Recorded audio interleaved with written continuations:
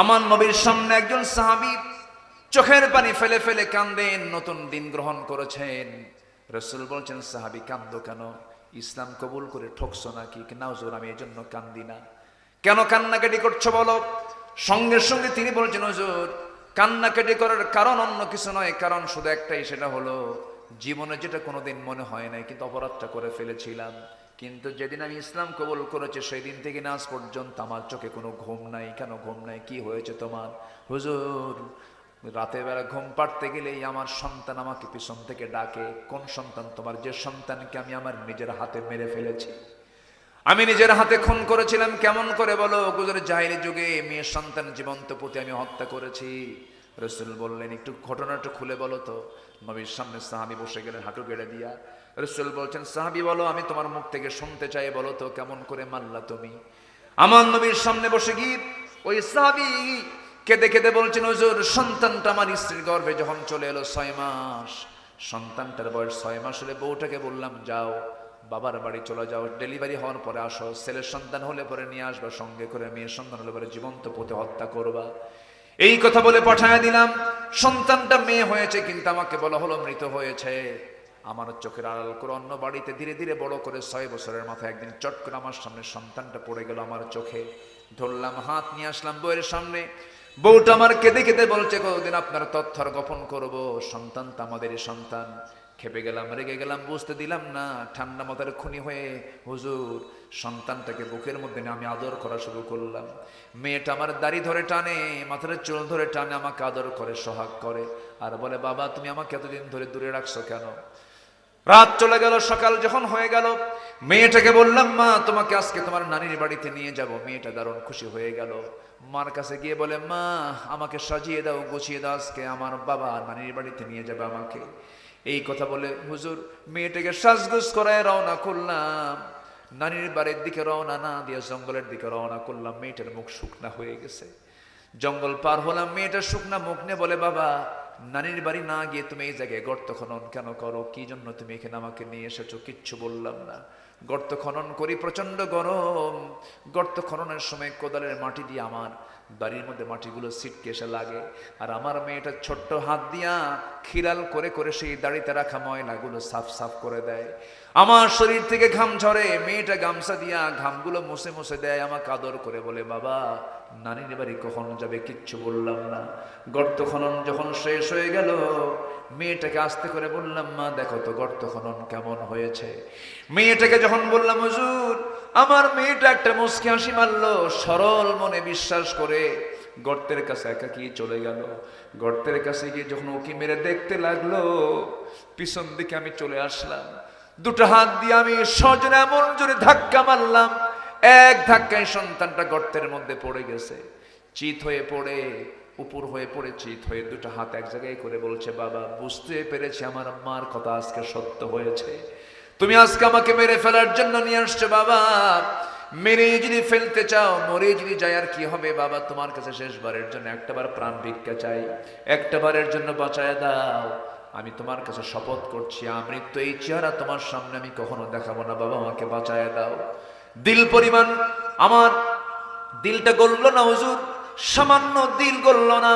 খেপে গিয়ে রেগে গিয়ে এক পর্যায়ে হাতের মধ্যে পাথর নিলাম, চক্ষু বন্ধ করে সন্তানটার কলিজা বরাবর মেরে দিলাম। ফিঙ্কি দিয়ে রক্ত বের হওয়া শুরু হলো। ভিতর থেকে বারবার বারবার করে আব্বা আব্বা বলে, আব্বা আব্বা বলে বারবার করে ডাকে। আমার দিল গলল না, পাষাণ হৃদয় নরম হলো না। আমি আমার হাতের মধ্যে পাথরগুলো নিয়ে চাপা দিলাম, মাটি চাপা দিলাম, বালু চাপা দিয়া জনমের মতো নিজের সন্তানকে নিজের হাতে খুন করে ফেললাম। আমার নবীজি এই কথাগুলো শুনে ওই সাহাবীকে বুকের সঙ্গে জড়িয়ে রেখে বলছে, ও আমার সাহাবী রে, হয়তো ভাবতেছে এইগুলো তোমার জীবন থেকে মাফ হবে না, কিন্তু না রে না। যখন কোনো বান্দা আল্লাহর কালাম তেলাওয়াত করে ঈমান আনে, ঈমান আনার সঙ্গে সঙ্গে তার আল্লাহ রাব্বুল আলামিন আগের জীবনের সমস্ত গুনাহগুলোকে আমার আল্লাহ মাফ করে দেয়। কোরআনের সুর মাঝে শুনেছি যে নাম, আজানের সুর মাঝেও শুনেছি সে নাম।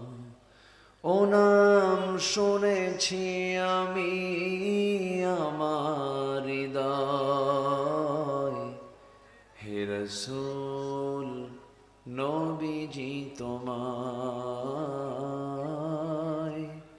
হে রাসূল নবীজি তোমায়। সবাই বলি সাল্লাল্লাহু আলাইহি ওয়াসাল্লাম।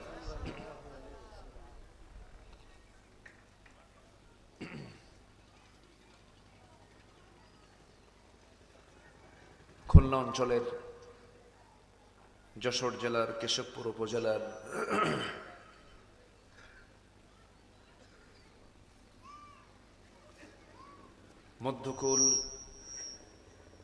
মধ্যকুল মারকাজুল হুদা ইসলামিয়া মাদ্রাসা মাহফিল ইন্তেজামিয়া কমিটি কর্তৃক আয়োজিত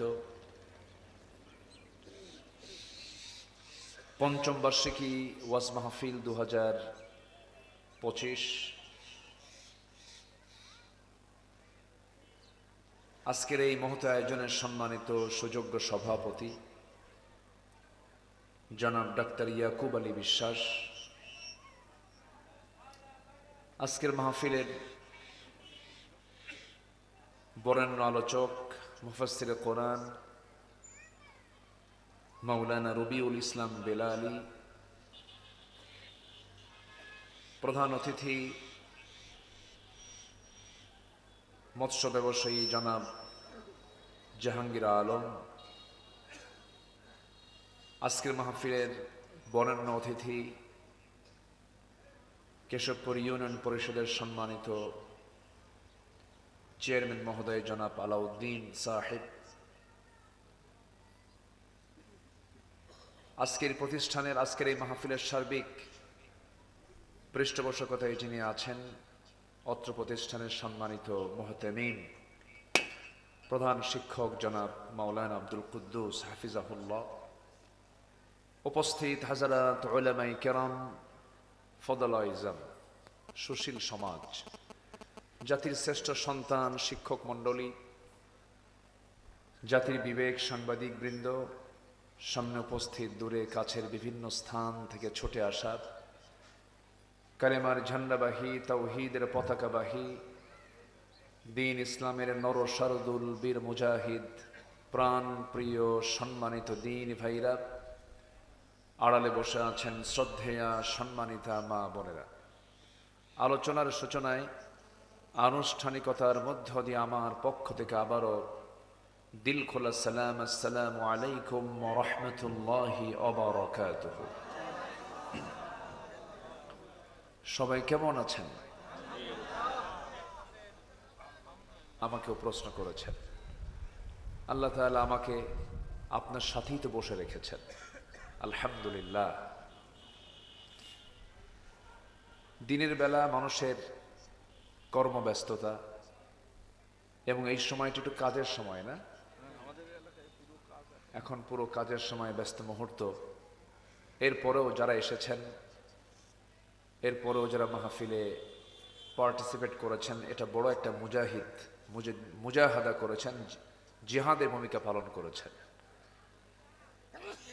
আমাকে আপনাকে যিনি অসংখ্য মানুষের মাঝে বাছাই করে আসার তৌফিক দিলেন, সেই মহান রবের শানে বলে উঠছি আলহামদুলিল্লাহ।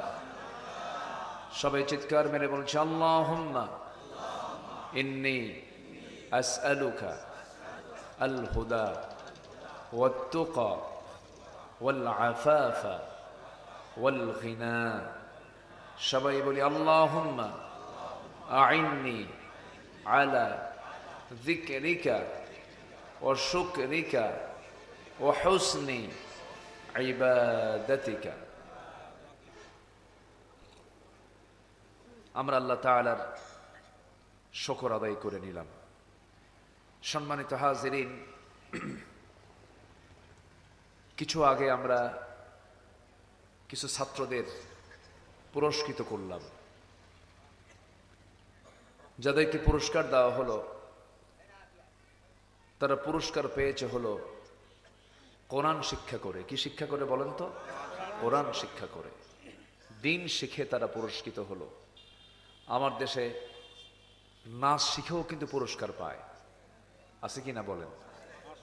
নৃত্য পরিবেশনা করে, এরপরে অবৈধ বিভিন্ন যেগুলো অসামাজিক কাজ, এমন কাজেরও কিন্তু পুরস্কার আমার দেশে দেওয়া হয়।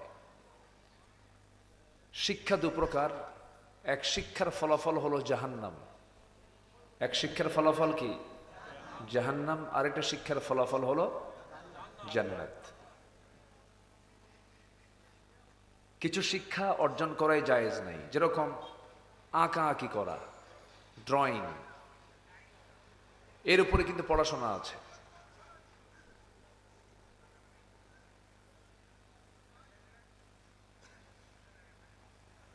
এই পৃথিবীতে আল্লাহ রাব্বুল আলামিন যে সমস্ত বান্দাকে সবচাইতে বেশি শাস্তি দিবেন জাহান্নামের, এর মধ্যে একটা শ্রেণী হচ্ছে আশাদ্দুন নাসি আযাবান ইয়াউমাল কিয়ামাহ আল মুসাవ్বিরুন, যারা চিত্রশিল্পী, যারা কোনো কিছু আঁকাবে, কোনো জীবের আকৃতি যারা হাতের দ্বারা যারা অঙ্কন করবে, আল্লাহ রাব্বুল আলামিন বলছেন তাদের শাস্তি সবচাইতে বেশি দেওয়া হবে। তো অঙ্কন শিল্পী আমার দেশে আছে না নাই? এটাও কিন্তু শিক্ষা। তাহলে নাচের শিক্ষা আছে, অশ্লীল গানের শিক্ষা আছে, এরপরে আঁকা আঁকির শিক্ষা আছে, ড্রয়িং আছে, এগুলোর শিক্ষা। আবার আজকে মারকাজুল হুদা মাদ্রাসার কিছু ছাত্রদেরকে আমরা পুরস্কৃত করলাম, তারা কোরআনটাকে সুন্দর করে পড়ার জন্য তারা পুরস্কৃত হয়েছে। বলি আলহামদুলিল্লাহ, জোরে বলি আলহামদুলিল্লাহ। সম্মানিত ভাইয়েরা, পড়াশোনার গুরুত্ব সবচাইতে বেশি। আল্লাহ রাব্বুল আলামিন এই কোরআন যে নাজিল করেছেন, এই কোরআন নাজিলের যে অভিষেকটা, যেটা শুরু হয়েছে, স্টার্ট হয়েছে, আমার নবীজি একটা পাহাড়ের গুহার ভিতরে দীর্ঘ 5 বছর ধ্যানমগ্ন ছিলেন। কয় বছর? 5 বছর। 35 যখন তার বয়স, 35 থেকে শুরু করে 40 বছর পর্যন্ত তিনি সেই পাহাড়ের গুহার ভিতরে তিনি ধ্যানমগ্ন ছিলেন। সেই পাহাড়টার নাম হলো জবেলে নূর। বলুন তো সেই পাহাড়ের নাম কি? জবেলে নূর। আর যে গুহাটা, এই গুহার নাম হলো গারে হেরা। গারে হেরা, হেরা নামক গুহা। এই গুহার ভিতরে তিনি এই দীর্ঘ সময় তিনি ধ্যানমগ্ন ছিলেন। নবীর কাছে সময়ের পরিক্রমায় গতানুগতিকভাবে পূর্বের সকল নবীর কাছে যে ফেরেশতা এসেছিলেন ওহী নিয়ে, এই নবীর কাছে সেই ফেরেশতায় আসলেন। সেই ফেরেশতার নাম কি? জিবরাইল আলাইহিস সালাতু ওয়াস সালাম, জিবরিল আমিন আলাইহিস সালাতু ওয়াস সালাম। তিনি আসলেন, এসে আমার নবীজিকে 5টা আয়াত উপহার দিলেন। কয়টা আয়াত? কোন সূরা? বলুন। সূরা আলাক। জি, এই তো। আমি যে প্রশ্ন করছি, কষ্ট পাচ্ছেন না তো? প্রশ্ন করলে দুটো উপকার। একটা হচ্ছে নাম্বার 1, মনোযোগিতা নষ্ট হয় না। আর নাম্বার 2 হলো, প্রশ্ন যত করবে টিচার, ছাত্র তত শিখবে বেশি। আমার কথা কি বোঝা গেল? আমি যদিও টিচারের যোগ্যতা রাখি না, আমি তো বুঝি আমি আব্দুল আল আমিন, আমার এলেম কালাম কদ্দুর। কোনো এলেম কালাম তো তেমন কিছু নাই। মানুষ আসে, কিছু কথা বলি, আমি তো নিজের বিষয় নিজে যত জানি, আমার চাইতে আর কেউ বেশি জানে না। তো আমি যদিও যোগ্যতা রাখি না, যেহেতু আমাকে এখানে বসানো হয়েছে, শিক্ষক যদি না মনে করা হয় তাহলে কি আর শেখা যাবে? শেখা যাবে না, এটাই নিয়ম। তো আমার নবীর কাছে প্রথম যে 5টা আয়াত আল্লাহ পাক দিয়েছেন, সেই 5টা আয়াত সূরাতুল আলাকের প্রথম 5টি আয়াত। প্রথম যে হুকুমটা দেওয়া হয়েছে, সেই হুকুমটাই হলো পড়ো। বলেন তো, কি বলেন তো? পড়ো, ইকরা, পড়ো। তাহলে যদি প্রশ্ন করা হয় কোরআনে কারীমের প্রথম হুকুমটা কি, যদি প্রশ্ন করা হয় যে আল্লাহ তাআলা যে কোরআনটা নাজিল করেছেন, এই কোরআন যে নাজিল করা হয়েছে, প্রথম যে হুকুম দিয়ে নাজিল করা হয়েছে, সে প্রথম হুকুমটা কি বলেন? পড়ো, ইকরা, পড়ো।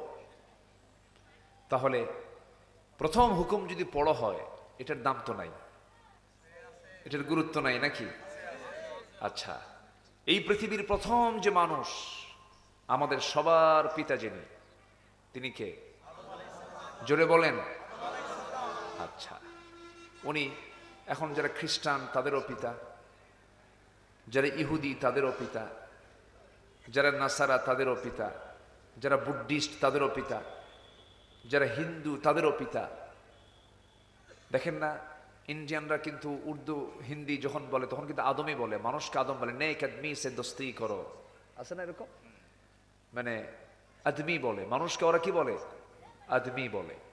ভালো লোকের সঙ্গে, ভালো মানুষের সাথে, মানে মানুষ কি তারা আদম বলে। তো সবার কিন্তু পিতা হচ্ছেন কে বলেন তো? আদম আলাইহিস সালাতু ওয়াস সালাম। তিনি কি অশিক্ষিত ছিলেন? আসতে কয়। আচ্ছা, প্রথম মানুষ কি সাধারণ মানুষ না নবী ছিলেন? তাহলে পৃথিবীর প্রথম মানুষটা কি ছিলেন? নবী। আমরা কার সন্তান? আবার আদম কয়, বলেন, আবার বলেন, আমরা কার সন্তান বলেন? তাহলে আমরা কিন্তু নবীর সন্তান। কিন্তু চিন্তা করেন, আমাদের বাপ নবী ছিলেন। আমাদের বাপ কি ছিলেন? তাহলে পীরের ছেলে যদি পীরজাদা হয়, নবীর ছেলে কি হবে? নবীজাদা। নবীর ছেলে নবীজাদা। তাহলে আমরা সব নবীজাদা। আসতে কয়, আমরা সব কি জাদা? দাম কি কম? কম না তো, অনেক দাম। আমি তো মনে করি যারা পীরের ছেলে পীরজাদা লেখে, এটার চাইতে আমাদের সম্মান তো কোনো অংশ কম না। আমরা নবীর সন্তান, আমরা। এটা বিশাল ব্যাপার। সেই আমাদের আব্বা, আমাদের বাপ, আমাদের সবার বাপ, তিনি এত জ্ঞানী ছিলেন, তার মতো জ্ঞানী মানুষ পৃথিবী তার দ্বিতীয়টা আসবে না। জোরে বলি সুবহানাল্লাহ। আল্লাহ রাব্বুল আলামিন বলেন, وعلم آدم الأسماء كلها। আল্লাহ রাব্বুল আলামিন আদম আলাইহিস সালাতু ওয়াস সালামকে পৃথিবীর যত কিছু আছে সব কিছুর নাম একটা একটা করে পরিচয় সহ নামগুলো শেখায় দিয়েছিলেন। পৃথিবীতে কোনো জ্ঞানী বাহাদুর আছে এরকম? সব কিছুর নাম জানে? আমের যত জাত আছে, আমের জাতিতে বলতে পারবে না। হ্যাঁ, মাছের যত জাত আছে বলতে পারবে? সমুদ্র জগতে যত প্রাণী আছে বলতে পারবে? হাই, আমের জাত কি? ন্যাংরা, রূপালী, ফজলি, খিরসাপাতি, গোপালভোগ, রানীভোগ, রাজভোগ, হিমসাগর, তারপরে কি হাড়িভোগ, হাড়ি ভাঙ্গা, মাজা ভাঙ্গা। কি বলেন? আমি তো 10-12টা কইলাম। এরকম শতাধিক নাম শুধু আমেরই আছে। কত জাত! একটা মাছের কত জাত! সব কিছুর নাম একটা একটা করে শিখিয়ে দিয়েছেন আল্লাহ তাআলা আমার বাপ আদমকে। জোরে বলি সুবহানাল্লাহ। মানুষ নাকি, এখনকার মানুষ নাকি খুব জ্ঞানী। হ্যাঁ, বলে না যে আধুনিক দুনিয়া খুব জ্ঞানী মানুষ। কে কইছে? Old is gold, old is gold. পুরাতনটাই স্বর্ণ, আগেরটাই হলো স্বর্ণ, আগেরটাই হচ্ছে স্বর্ণালী। আগের মতো কখনো পরেরটা হয় না। আগে যেটা সেটাই ভালো থাকে। আলহামদুলিল্লাহ বলেন। জোরে বলি আলহামদুলিল্লাহ। আদম আলাইহিস সালাতু ওয়াস সালাম প্রচন্ড মেধাবী লোক ছিলেন। আল্লাহ পাক তাকে বানায়া জান্নাতে একা রাখলেন। একা ভাল লাগলো না। উনি বলেন, আল্লাহ, আমি একা থাকতে পারবো না, আমার একটা হেল্পার দাও, জীবন সঙ্গী দিয়ে দাও।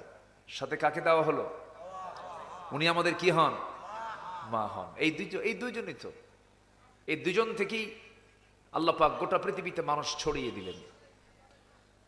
এই দুইজন থাকলেন জান্নাতের ভিতরে। জান্নাতের মধ্যে থাকার সঙ্গে সঙ্গে আল্লাহ রাব্বুল আলামিন একটা নির্দেশনা দিয়ে দিলেন, ফালা তাকরাবা হাদিহি শাজারা। ওই নিষিদ্ধ গাছের দিকে যাবা না, ওই এরিয়াতে যাবা না। কিন্তু ইবলিস এমন দুষ্টামি শুরু করে দিল। ইবলিস করলো কি, সরাসরি জান্নাতের মধ্যে ঢুকে ফাওয়াসওয়াসা লাহুমা, দুজনকে ওয়াসওয়াসা দিয়ে তাদের দুজনকে ওই নিষিদ্ধ এরিয়াতে ঢুকায়া দিল। শয়তান তো কেশবপুর চেনে না। আসতে কয়, কেশবপুর চেনে? শয়তান জান্নাতও চেনে। চিন্তা করো যে আমি তো মাঝে মাঝে চিন্তা করি, আল্লাহ তুমি শয়তানকে এত পাওয়ার দিছো, জান্নাতের মধ্যে ঢুকে আমাদের আব্বা আদমকে, তার মা, আমার মাকে সহ ফাযাল্লাহুমা শাইতান একদম পদস্খলন ঘটায় দিছে। জান্নাতের পোশাক খুলে গেছে, আর থাকতে পারতেছেন না। আল্লাহ বলেন, আজম ভালোই ছিলা, কিন্তু উপায় তো নাই, ওয়াসওয়াসা দিয়ে তোমারে তো সরাইয়া দিলে, তুমি এখন দুনিয়াতে যাও, আমার পক্ষ থেকে হেদায়েতের কিতাব চলে যাবে, এটাকে যে মানবে তার কোনো ভয় নাই। জোরে বলে সুবহানাল্লাহ। ওই যে আসলেন তারা দুজন। তাহলে এই পৃথিবীর প্রথম বাসিন্দা কয়জন? বলেন কয়জন বাসিন্দা? দুজন বাসিন্দা। প্রথম দোয়া তারা করেছেন, একটা দোয়া করেছেন। ওরে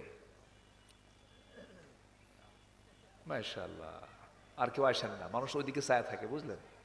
হ্যাঁ, প্রথম বাসিন্দা দুজন পৃথিবীতে এসে একটা দোয়া করেছিলেন। সেই দোয়াটা আমরা সবাই পারি, কিন্তু এটা দিলটা খুলে আমার সঙ্গে সবাই আওয়াজ দিয়ে দিয়ে বলবেন, এটা আমাদের সবার নিজেদের দোয়া।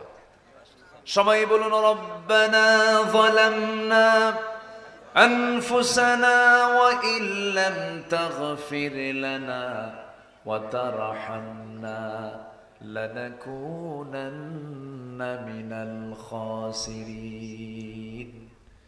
দুজন দুনিয়াতে পড়ে এই দোয়াটা করলেন, আল্লাহ নফসের উপরে জুলুম করেছি, মাফ করে দাও, তুমি যদি না মাফ করো ক্ষতিগ্রস্ত হয়ে যাব। আল্লাহ শয়তান তো ওয়াসওয়াসা দিয়েছিল, শয়তান যদি আমার বাপকে মা দুজনকে যদি ওয়াসওয়াসা দেয়, শয়তান মনে হয় আমাদের ওয়াসওয়াসা দেওয়ার জন্য নাই। আসতে বলবেন না, আছে না নাই? আছে, লেগে আছে। এখানেও নাই? এখানে আছে না নাই? এখানেও আছে। ও খুব সিরিয়াস জিনিস। সুম্মা লাআতিয়ান্নাহুম মিন বাইনি আইদিহিম ওয়া মিন খালফিহিম ওয়া আন আইমানিহিম ওয়া আন শামাইলিহিম ওয়ালা তাজিদু আকসারুহুম শাকিরিন। ডানে বামে সামনে পেছন থেকে সব দিক থেকে অ্যাটাক করে শয়তান। তো আমি মূল বিষয়টার দিকে যাচ্ছি। আমার নবীর কাছে প্রথম যে ওহীটা নাজিল হলো, কয়টা আয়াত বলেন তো? 5টা আয়াত। এই 5টা আয়াত যখন রাসূলকে উপহার দেওয়া হলো, বলা হলো যারা পারেন ঠোঁট মিলিয়ে বলুন, ইকরা বিসমি রাব্বিকাল্লাযী খালাক খালাকাল ইনসানা মিন আলাক ইকরা ওয়া রাব্বুকাল আকরামুল্লাযী আল্লামা বিল কলম আল্লামাল ইনসানা মা লাম ইয়ালাম। জোরে বলুন আল্লাহু আকবার। নবী হ্যাঁ, আপনি পড়ুন সেই মহান রবের নামে যিনি আপনাকে সৃষ্টি করেছেন, যিনি মানুষকে সৃষ্টি করেছেন আলাক থেকে। কিসে থেকে বলেন? আলাক। সূরার নাম কি? আলাক।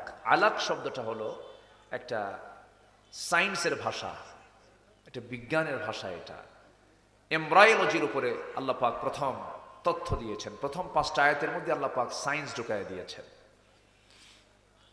ভ্রণ তথ্য নিয়ে আল্লাহ পাক কথা বলেছেন। ভ্রণ তথ্য, মানব বিকাশ কেমনে হলো, এই বিষয় নিয়ে আল্লাহ পাক আগে কথা বলেছেন। তাহলে এখন বলুন তো, কোরআন কি শুধু ধর্মীয় কিতাব? না, গবেষণার কিতাব এটা। একটু পরে আসতেছি আমি। আলাকটা কি? আল্লাহ পাক মানুষকে যে আলাক থেকে সৃষ্টি করেছেন, আলাকা শব্দটা কি? এটা ঝুলন্ত। এটা কি বলেন তো? ঝুলন্ত, জোকের মতো দেখা যায়। কিসের মতো? জোকের মতো দেখা যায়। জোকের মতো ঝুলন্ত কোন একটা জিনিসকে বোঝাই হলো আলাক। এটা নিয়ে আজকেও গবেষণা চলছে, শতাব্দীর পর শতাব্দী গবেষণা চলছে। গবেষণা হতেই থাকবে, কিন্তু মূল রহস্য একমাত্র কার জানা? আসতে বলবেন না, কার জানা? গোটা ওয়ার্ল্ড ফেমাস একজন ভ্রণতত্ত্ববিদ ডাক্তার কেইট মুর, উনি জানতেন না, আলাক শব্দের সাথে তার পরিচিতি ছিল না। ওনার সামনে যখন বলা হলো যে কোরআনে আলাক দিয়ে বোঝানো হয়েছে কোনো কাদার পিণ্ড অথবা জোকের মতো দেখা যায় এমন একটা জিনিসের ঝুলন্ত রূপটাকে আলাক বলা হয়, উনি অবাক হয়ে গেলেন। উনি এটাকে মাইক্রোস্কোপিক গবেষণায় নিয়ে গেলেন, অণুবীক্ষণ যন্ত্র দিয়ে দেখেন কোরআন যে তথ্য দিয়েছে হুবহু মিলে গেছে। একটু আসতে বলি সুবহানাল্লাহ। কোরআন যা বলেছে হুবহু মিলে গেছে। বিজ্ঞান ভুল করতে পারে, কিন্তু কোরআন কখনো ভুল করতে পারে না। যাচাই হবে বিজ্ঞান দিয়ে কোরআন, না কোরআন দিয়ে বিজ্ঞান? কোরআন দিয়ে বিজ্ঞান যাচাই হবে, কারণ কোরআন তিনি নাজিল করেছেন যিনি এই সূর্য বানিয়েছেন, যিনি আকাশ বানিয়েছেন। আল্লাহু আকবার বলেন। সম্মানিত ভাইয়েরা, আমি চিন্তা করতেছি কি বিষয়ে কথা বলা যায়। আমরা দুনিয়াতে যে কোনো জায়গায় বসলে পরে যদি কোনো বন্ধু বলে, বন্ধু জানো এই ব্যবসায় না খুব লাভ, তখন আগ্রহ কমে না বাড়ে? আসতে কয় কি কমে না বাড়ে? এই যে ব্যবসায়ী মানুষ, বোঝেন না, মানে একটা ব্যবসার কথা বললে কিন্তু হঠাৎ করে মরা মানুষ কি হয়? হ্যাঁ, তাজা হয় না? তুমি কি জানো ভাই, এই নতুন একটা ব্যবসা পাইছে জানো, এই করলে ব্যাপক লাভ। দেখবেন যে সব মনোযোগ সাইডা, মানে সব দিকের চিন্তা স্যার এই দিকে মনোযোগ দিছে। তো ব্যবসার দিকে মানুষের একটা আকর্ষণ আছে। আল্লাহ পাক একটা আয়াতের মধ্যে ব্যবসার কথা বলেছেন। কিসের কথা বলেছেন বলেন তো? ব্যবসার কথা। শুনবো? আজ থেকে শুনবো না ইনশাআল্লাহ? কার পরামর্শ এটা? আল্লাহ। আল্লাহ বলছেন 3টা কাজ করো, 3টা কাজ করলে তোমাদের ব্যবসায় কোনো লস হবে না। ভাই ব্যবসায় লস আছে না? আছে কিনা? লাভও আছে, লসও আছে, মাঝে মাঝে পুঁজিও থাকে না, এরকম হয় না? মানে পুঁজিও শেষ, লাভ তো নাই, পুঁজিও নাই। কিন্তু আল্লাহ বলছেন, বান্দা আমি তোমাকে এমন একটা ব্যবসার কথা বলবো যে ব্যবসায় লস তো দূরের কথা, শুধু লাভ আর লাভ, যে ব্যবসায়ী কোনো লসের সম্ভাবনাই নাই। জোরে বলি সুবহানাল্লাহ। যাব সেই ব্যবসার দিকে যাব? আল্লাহ পাক কি সুন্দর করে বলছেন। আল্লাহ রাব্বুল আলামিন বলেন, ইন্নাল্লাযীনা ইয়াতলুনা কিতাবাল্লাহি ওয়া আকামুস সালাতা ওয়া আনফাকু মিম্মা রাযাকনাহুম সিররাও ওয়া আলানিয়াতান ইয়ারজুনা তিজারাতান লান তাবুর। জোরে বলুন আল্লাহু আকবার। তোমরা 3টা কাজ করো, 3টা কাজ করলে পরে আমি আল্লাহ বলে দিচ্ছি কখনো অসম্ভব তোমাদের এই 3টা কাজের ব্যবসায় কোনোদিন তোমাদের লস হবে না। 3টা কাজ তোমরা দুনিয়া থেকে করে আসো আমার কাছে। এর মধ্যে 1 নাম্বার হলো ইন্নাল্লাযীনা ইয়াতলুনা কিতাবাল্লাহ। নাম্বার 1 হলো আল্লাহর যারা কালাম তেলাওয়াত করবে তাদের কোনো লস নাই। আল্লাহর কালাম যারা তেলাওয়াত করবে তাদের কোনো লস নাই। যে দেহে তেলাওয়াত বেশি সেই দেহে অসুখও কম। অসুখ হবে না তা না, অসুখ হবে কিন্তু কম হবে। আপনি আপনার শরীরকে সুস্থ রাখতে চান? যদি সুস্থ রাখতে চান, ফজরের আগ দিয়ে উঠবেন, তাহাজ্জুদ পড়বেন, নামাজ পড়বেন, আল্লাহর কালাম তেলাওয়াত করবেন। আমার বিশ্বাস জটিল কোনো রোগ আপনার জীবনে স্পর্শ করবে না। জোরে বলি সুবহানাল্লাহ। এটা আমার দাদি দাদা তাদের আমলে এটা ছিল, তারা করেছেন। আমার দাদিকে নিজের চোখে দেখেছি আমি। আমার দাদির 85 বছর বয়স, চোখে চশমা লাগে নাই। চোখে চশমা লাগেনি কেন? তারা সকালের শিশির ভেজা, ওই ঘাসের উপরে যে শিশিরগুলো পড়ে, ওই শিশির ভেজা সকালে তারা ঘুরেছেন। আর ওই শিশির যখন কোনো বান্দার চোখে লাগে, চোখ নষ্ট হয় না। জোরে বলে সুবহানাল্লাহ। জি আমার বন্ধুগণ, আল্লাহর কালাম তেলাওয়াত করলে পরে অসুস্থ মানুষ সুস্থ হয়ে যায়, কারণ কোরআন আল্লাহ পাক নাজিল করেছেন শেফা করে।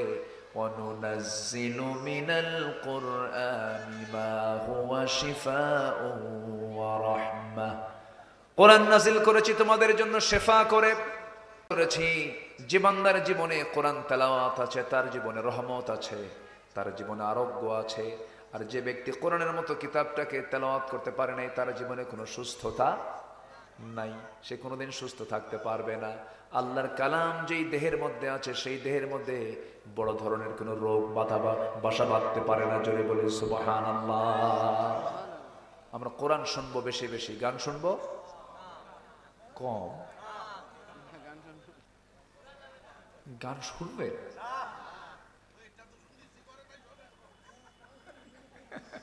খুব মজার মানুষ। সামনে এক চাচা বসে আছেন, মাঝে মাঝে একটু হাক ডাক ছাড়ে, ক্যামেরাম্যানদের সতর্ক করে, এই সাবধান হও তোরা। খুব সুন্দর, খুব মিশুক মানুষ। যে যেটা শোনা জায়েজ নাই সেটা অল্পও জায়েজ নাই, বেশিটাও জায়েজ নাই।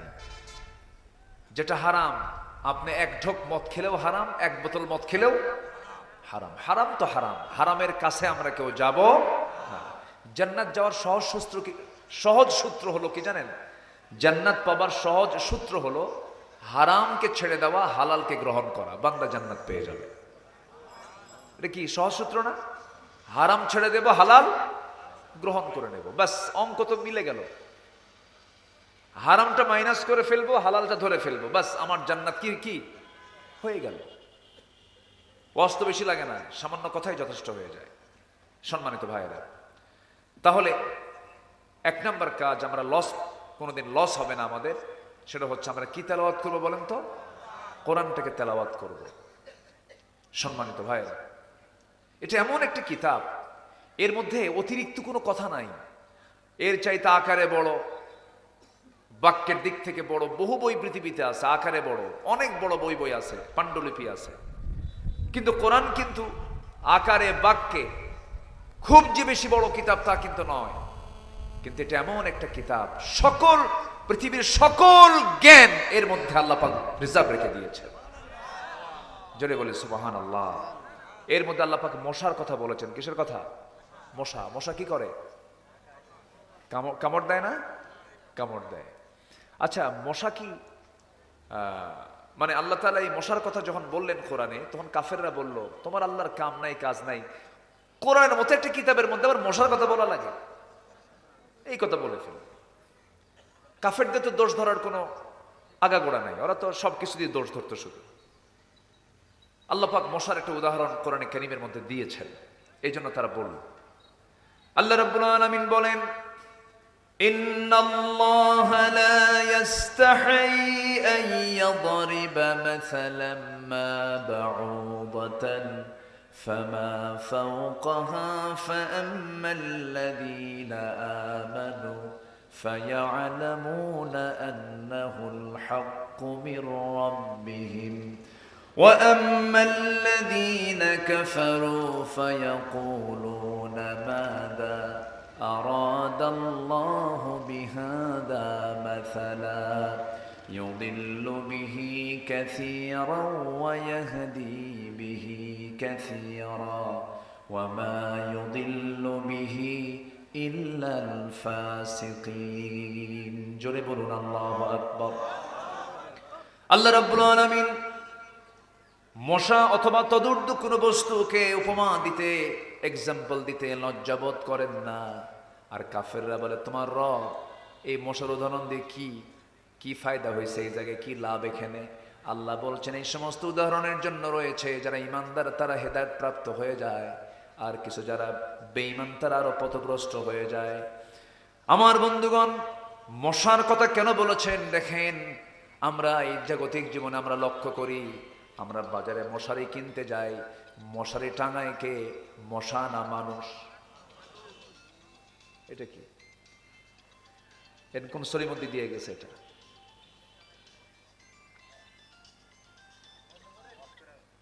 মাশাআল্লাহ। হ্যাঁ জি, এটার মালিককে ওর জরিমানা করা দরকার। বুঝি না কিছু, এগুলো আমার বুঝে আসে না, অচেতন ব্যক্তি এগুলো সব। মোবাইল তো একটু ডিস্টার্বিত, মোবাইল দেখেন না, এর তো কোনো আইন কানুন নাই। রাত 3টার দিকেও ফোন দেয়। একদিন রাত 3টার দিকে ফোন দিয়ে বলে, হুজুর আমি আপনার খুব ভক্ত, আপনার ওয়াজ শুনতেছে আর কাঁদতেছে, দোয়া করেন। বলেন তো 3টার দিকে দোয়া হয়? হ্যাঁ, কি কথা কি তো বললাম না, ঠিক আছে দোয়া করি আপনার জন্য। আবেগে থাকে না, সমস্যা নাই, থাকো, একটু সাইলেন্ট করে গেলে তো হতো। মসজিদে নামাজ শুরু হয়, এদিকে রিংটন বাজে। এখন তেলাওয়াত শুনবেন না রিংটন শুনবেন বলেন?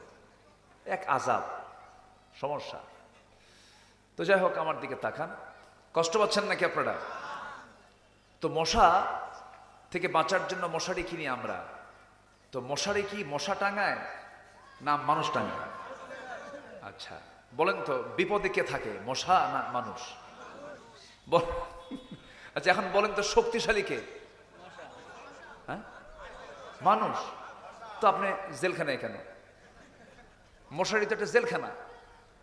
তাহলে আপনি চতুর্দিকে বারবার চেষ্টা করছেন যেন কোনো ছিদ্র পথে যেন মশারি ভেদ করে যেন মশা না ঢোকে। আমাকে বাঁচতেই হবে, কারণ ওর একটা কামড় ডেঙ্গু হয়ে যাবে পঙ্গু। কি ঠিক আছে না? ডেঙ্গু হয়ে যাবে পঙ্গু, চিকনগুনিয়া মারাত্মক অবস্থা, মশার কামড় খাওয়াই যাবে না। তাহলে আপনি মশারি টাঙ্গালেন মশার কামড় থেকে বাঁচার জন্য। তাহলে এখন বলুন তো শক্তিশালী কে, মানুষ না মশা? দেখাই তো যাচ্ছে তাই, কারণ ও তো আর মশারি টাঙ্গায়, টাঙ্গাই তো আমরাই মশারি টাঙ্গাই। আমার বন্ধুগণ, এই মশা যত খাবে বেশি, যে মশা যত বেশি রক্ত খাবে তার হায়াত তত বেশি বাড়বে না কমবে। যে মশা একটু কম খাবে তার হায়াতটা একটু বেশি থাকবে, আর যে মশা বেহিসাবি খাবে তার হায়াত তত কমে যাবে। এই বিগত 16 বছর যারা ক্ষমতার মসনদে ছিলেন তারা কম খাইছে না বেশি খাইছে? আস্তে কয়, কম খাইছে না বেশি খাইছে?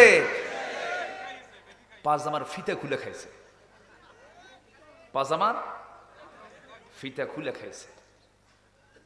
হিসাব করেন, বেশি খাইছে তো একদম মামু বাড়ি দিল্লি গিয়ে পড়ছে।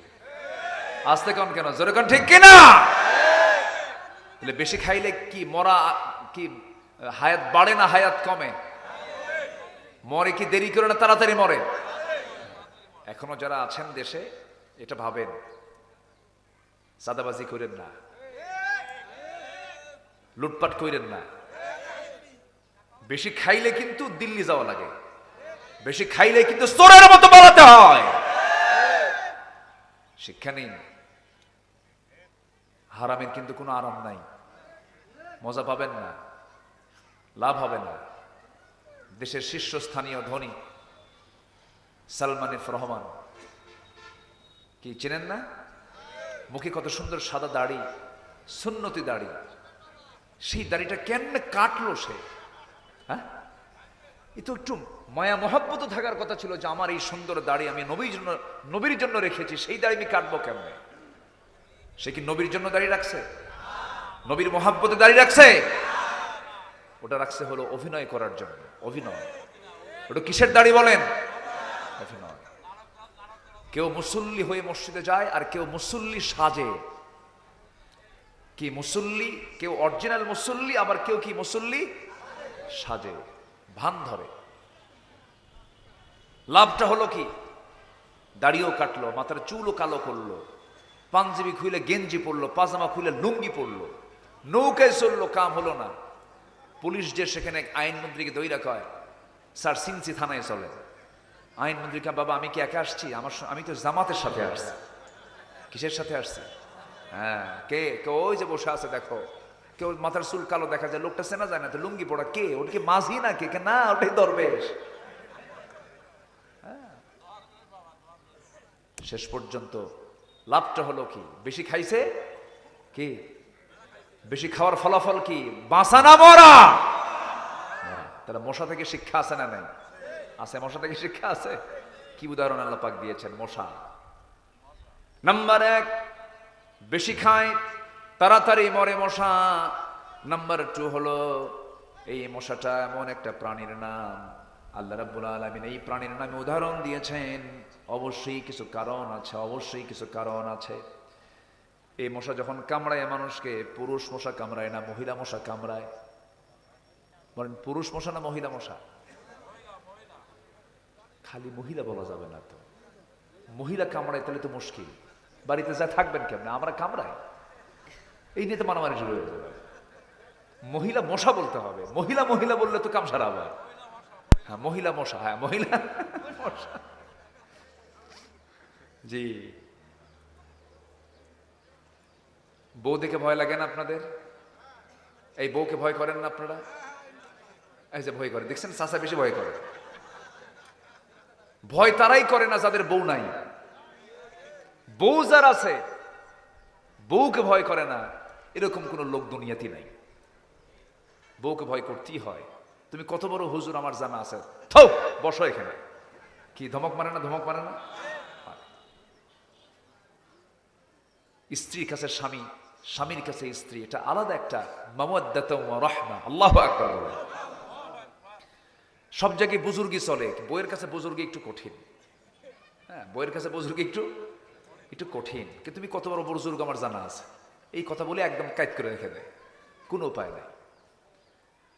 তো মশা কামড় মানে হলো মহিলা মশা। কি মশা কামড়ায়? মহিলা মশা কামড়ায়। স্ত্রী মশা কামড়ায় আল্লাহ রাব্বুল আলামিন স্ত্রী মশার কথা এখানে বলেছেন। দেখুন, কোরআন যে সায়েন্সের কথা বলে, পৃথিবীতে কোনো পুরুষ মশা কামড়ায় না, নারী মশা কামড়ায়, স্ত্রী মশা কামড়ায়। মশা কামড়ের মধ্য দিয়ে বংশ বিস্তার হতে থাকে, এটা পুরুষ মশার কাজ না, এটা স্ত্রী মশার কাজ। এরপরে মৌচাকে মধু থাকে, ওই মৌচাকের মধ্যে যে মধুগুলো ডিপার্টমেন্টগুলো চালায়, এই মৌমাছিটা পুরুষ মৌমাছি না, স্ত্রী মৌমাছি, রানী মৌমাছি। কি মৌমাছি? রানী মৌমাছি। এদের মধ্যে কিছু ক্লাস আছে, কিছু আছে ওয়ার্কার, কর্মী মৌমাছি, পুলিশ মৌমাছি, রানী মৌমাছি। রানী মৌমাছির কাজ হলো মৌচাককে কন্ট্রোল করা, মৌচাকের কোনো মধু যেন জার্ম না হয়। কোন কর্মী মৌমাছি যখন মৌচাকে মধু নিয়ে আসবে ফুল ফল থেকে সংগ্রহ করে, তার পা চেক করার জন্য সেখানে অ্যাডমিনিস্ট্রেশন কিছু মৌমাছি আছে, প্রশাসনের কিছু মৌমাছি আছে। এরা দেখে দেখে নেয় কোন পায়ে ময়লা আছে, যে পায়ে ময়লা থাকে সেই মাছিটাকে এই পুলিশ মৌমাছিগুলো সব এক জায়গায় অ্যাটাক করে তাকে কামড় মেরে মেরে ফেলে দিয়ে বলে, মানুষের জন্য ওষুধ বানাইছেন আল্লাহ তাআলা, এই মৌচাকে মধু কোনো ক্রমেই নষ্ট করা যাবে না। যেরকম সুবহানাল্লাহ। চিন্তা করা যায়? আল্লাহ তাআলার ফার্মাসিউটিক্যাল লিমিটেড না আনলিমিটেড? আল্লাহর ফার্মাসিউটিক্যাল কি? আনলিমিটেড। মৌচাকে মধু কত খাবা, খাও, পান করো। আমার বন্ধুগণ, সমস্ত রোগের ঔষধ ওই মৌচাকের মধুর ভিতরে আল্লাহ রাব্বুল আলামিন রেখেছেন। গোটা দেশের ডিপো হলো খুলনার কোন বনে বলেন? বলেন কোন বনে? এই এলাকাতে সবচেয়ে বড় ফার্মাসিউটিক্যাল কি, ঠিক আছে না? সবচেয়ে সুন্দর বন হচ্ছে মধুর জায়গা। এলাকায় মধু আছে না? মধুয়া কই? মধু দিলেন না আবার? জি, আল্লাহু আকবার। ইসলাম বলছে, রাসূল বলতেছেন যে মৃত্যু রোগ ছাড়া সমস্ত রোগের ঔষধ আল্লাহ পাক এই মধুর মধ্যে রেখে দিয়েছেন। এবং জান্নাতে থাকবে 4টা নহর, এর মধ্যে একটা হচ্ছে মধুর নহর। কিসের নহর বলেন? মধুর নহর থাকবে। সেই মধু নিয়ে আপনারা থাকেন, সুন্দরবনকে বুকে নিয়ে লালন করে আপনারা আছেন। আপনার বড় বরকতময়। কিন্তু ওই মধুগুলো তো ঠিকই সুন্দরবন থেকে আসে, কিন্তু ওর মধ্যে ভেজাল ঢুকায় কে? বলেন কে ঢুকায়? মধুর কোনো দোষ নাই, দোষ কার? মানুষের। মানুষ ভেজাল লাগায় ফেলে। আল্লাহ রাব্বুল আলামিন এই যে মৌচাকের মধুটা দেখার দায়িত্ব আল্লাহ পাক রানী মৌমাছিকে দিয়েছেন। আল্লাহ তাআলা রানী মৌমাছির কথাই বলেছেন কোরআনে, আনিত্তাখিদি মিনাল জিবালি বুয়ুতা। আনিত্তাখিদি, এখানে যারা আলেম উলামা আছেন এটা মুয়ান্নাসের সিগা। আনিত্তাখিদুনা, আনিত্তাখিদি মিনাল জিবালি বুয়ুতা। হে রানী মৌমাছি, তোমরা পাহাড়ের ধারে, পাহাড়ের নিচে, গাছের ডালে বাসা বানাও, মৌচাক বানাও, মধু প্রস্তুত করো। ফিহি শিফাউল লিন্নাস, আমি এর মধ্যে মানুষের সমস্ত রোগের ঔষধ রেখে দিয়েছি। কিছুই লাগতো না। এখন তো হসপিটাল বেশি হয়ে গেছে, রোগী বেশি হয়ে গেছে, ডাক্তার বেশি হয়ে গেছে, কিচ্ছুই লাগতো না।